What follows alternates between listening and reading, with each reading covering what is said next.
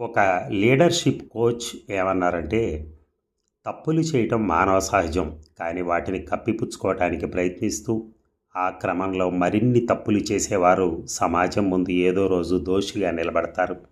అయితే బాధ్యతాయుతంగా వ్యవహరించేవారు తమ తప్పులను అంగీకరించి, క్షమాపణలు చెప్పి, వాటిని సరిదిద్దుకోవడానికి చిత్తశుద్ధితో ప్రయత్నిస్తారు. మరోసారి ఆ తప్పు చేయకుండా జాగ్రత్త పడతారు. దానివల్ల మరింత గౌరవం వారికి పెరుగుతుంది. అలా అని ఆయన చెప్పడం జరిగింది. నిజమే కదండి. మనం ఒక్కొక్కసారి తప్పులు చేస్తూనే ఉంటాం. కానీ తప్పులు చేసినప్పుడు మనం శిక్షార్హులం కాదు. కానీ దానికి ఏం చేయాలి మనం? మనం తప్పు జరిగిందని మన దగ్గర ఎప్పుడైతే మనకి తెలిసిందో వెంటనే మనం క్షమాపణలు చెప్పటం తప్పేం కాదు. దానివలన మనం కోల్పోయేది కూడా ఏమి లేదు. అవతల వ్యక్తిని అనటమే తప్పు. అన్న తర్వాత తెలుసుకున్నాక కూడా మనం తప్పు దిద్దుకోకపోతే అది ఎప్పటికీ జీవితంలో మళ్ళీ మనం దిద్దుకోలేని తప్పు అవుతుంది. Thank you.